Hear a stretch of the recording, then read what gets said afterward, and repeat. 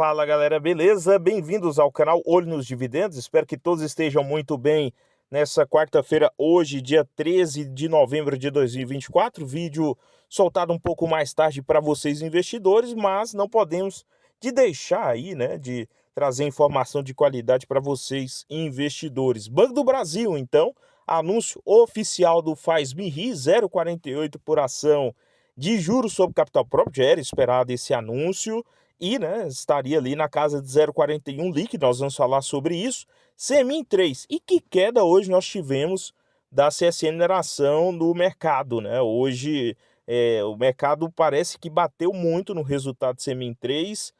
Novas quedas, o mercado não gostou dos resultados, nós vamos falar sobre isso.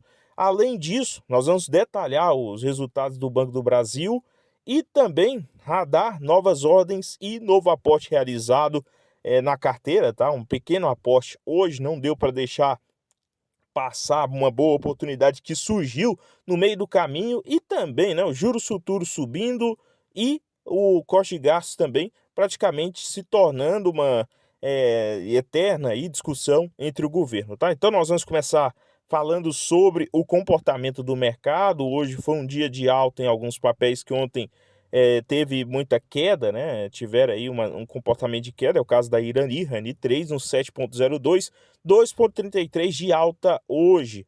Vale no 57,38, laterizado. Banco do Brasil também, até o fechamento, né? Chegou ali a casa dos 26, depois fechou mesmo abaixo dos 26, 25,96.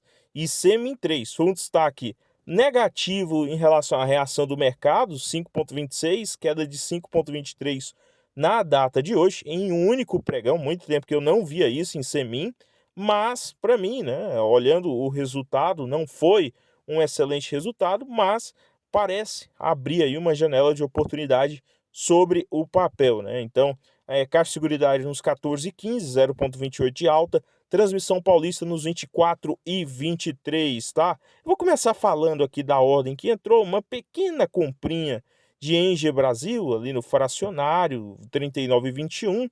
Eu pensei que entraria outra ordem da Vale também no fracionário no 57,17, não aconteceu. E também, né, tem outras ordens aí, tanto da Transição Paulista nos 23,90. Ontem eu já tinha feito um aporte em Transmissão Paulista, Banco do Brasil também nos 25,86 e Vale nos 54,97. Você, investidor que no momento não sabe o que fazer, no momento não se sente aí 100% confiante, não se sente realizado com a sua carteira, não sabe qual que é o rumo da sua carteira, então nós temos aqui o suporte para investidores que irá te ajudar a responder algumas dúvidas, irá te ajudar a solucionar essas questões, né, essas nuances da sua carteira para você, né, ter mais resultado pensando no médio e longo prazo. Agora vamos começar falando dos resultados do Banco do Brasil. Antes, o fato relevante é um provento ao seu acionista, né? Então, para terminar a noite bem, nós tivemos esse anúncio de proventos, 2,7 bilhões de reais a serem pagos no título de juros sobre capital próprio, 0,48 bruto ao acionista, sendo aí, né, que se você descontar os 15%, 0,41. Atenção às datas, data a ser paga no dia 6/12, então ali aquele presentinho de virada de ano ou de Natal, ou também, né, nós também teremos aí a data X no dia 25, tá? Então temos aí praticamente mais quase 2 semanas para novos aportes e que o mercado continue batendo em Banco do Brasil. Nós vamos começar falando das projeções. Um dos teores, né, se estão dentro da companhia, se estão otimista ou pessimista, é se vão manter o guidance ou não, tá? E aqui, por exemplo, o guidance com as projeções corporativas do Banco do Brasil, pensando nos 12 meses de 2024, nós tivemos, por exemplo, carteira de crédito era esperado um crescimento de entre 8% a 12% e já foi entregue praticamente 11,2%. Então foi mantido esse crescimento, sendo que, né, boa parte aí desse crescimento advém do agronegócio. Por mais que sofreu, o setor de empresas também tem entregue ali entregou uma forte alta, fora o setor de pessoas físicas também, tá?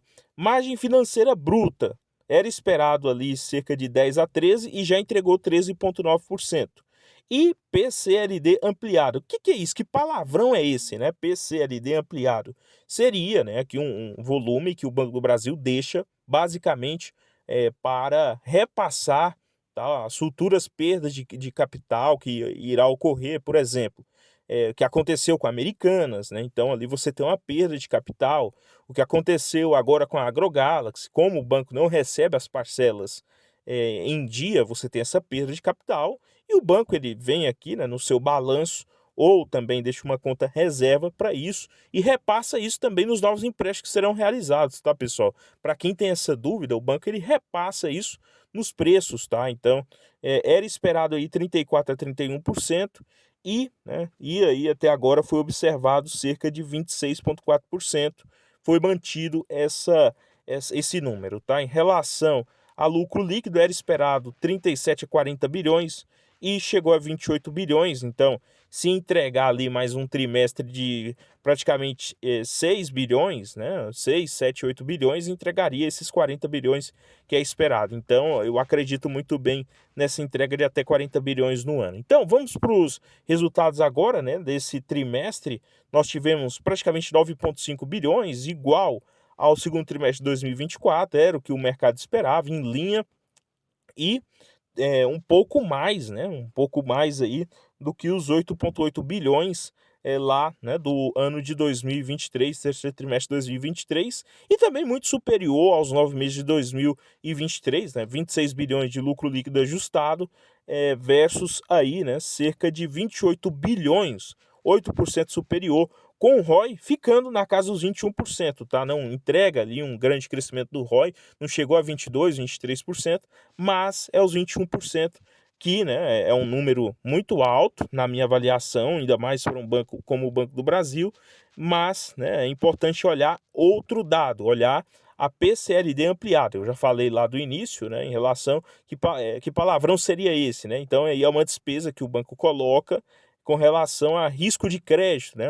Praticamente nós tivemos um forte aumento nesse número, tá? Em relação ao terceiro trimestre de 2023, cerca de 34% superior, e, né, cerca de 28% superior aos 9 meses de 2023, basicamente pelo crescimento no risco do crédito do agronegócio, tá? Então, por mais que o CFO lá do Banco do Brasil dê entrevista falando que isso não faria diferença no curto prazo, nós tivemos aqui, né, um certo aumento desse número, totalizando 26 bilhões de reais nos 9 meses de 2024. Agora, outro número, índice de Basileia. Índice de Basileia, para vocês terem uma noção, a média, né, do Banco Central aí é de 15%.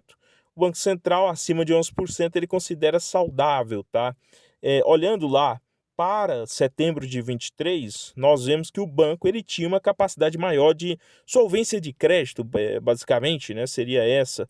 E agora nós tivemos uma certa recuperação em relação a junho de 2024.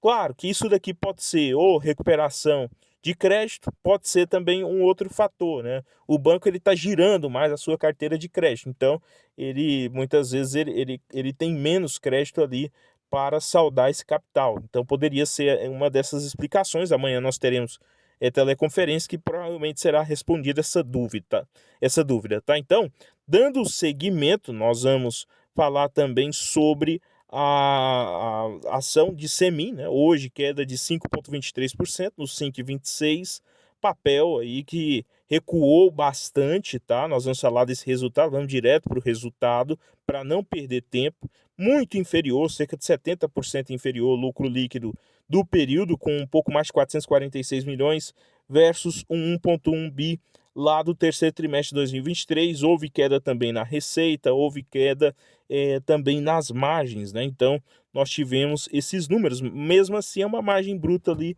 na casa de 48%, tá?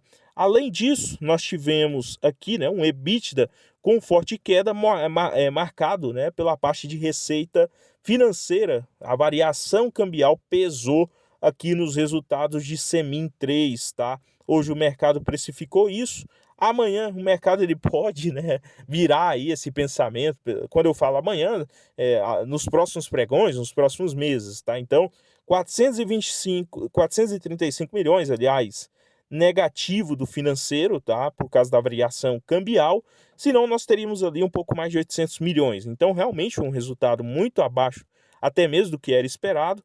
Porém, né, importante mencionar que hoje a Semin 3 tem aí um forte caixa para lidar com tudo isso, tá? Sendo a sua dívida líquida sobre EBITDA em 0,8 vezes negativo, ou seja, ela tem mais dinheiro em caixa do que em endividamento. Ela teria ali 14,5 bilhões para girar a operação, mas, né, dinheiro dela mesmo, dinheiro dela, além, né, de pagar, digamos, devolver esses 9 bilhões, ainda sobraria 5 bilhões no seu caixa, tá? Por último, para encerrar o vídeo, Tesouro Direto, taxa dos títulos de tesouro, aliás, da inflação, tem recorde e superam 7% pela primeira vez no ano, ou seja, IPCA mais 7 para todo mundo, tá? Então, esses números são parecidos lá com o que foi pedido em 2015, tá? Com, né, aquela praticamente quebra brasileira. Porém, nós temos essa puxada, parte pela alta do dólar, parte pela eleição do Trump, que pesa na China, e também parte pela questão da economia brasileira, tá? Até agora, a demora era para nós termos um número e uma resposta do governo lá na sexta-feira em relação a corte de gastos, não aconteceu. Um dado que pode ser interessante é a entrada, né, do número dos militares aí, tá? Em cerca de 40 a 50 bilhões em cortes das pensões, né, dos militares. Esse número seria bom, esse número aqui seria atraente, porém, né, como tudo que advém, né, do governo, é uma incógnita em relação a médio e longo prazo, tá? Então, o vídeo não representa uma recomendação de compra ou venda de ativos. No mais, inscreva-se no canal. Aos novos inscritos, bem-vindos. Se você veio do Gerador de Riqueza, você é bem-vindo aqui. Se você não veio também, um prazer estar aqui falando, né, sobre aquilo que tanto gostamos e nesse período de queda, né, também gostamos de falar mais ainda, que são as oportunidades. E também, né, inscreva-se no canal, curta, compartilhe. Estamos buscando aí os 2.000 inscritos para o contínuo crescimento do canal. No mais, desejo a todos bons aportes e até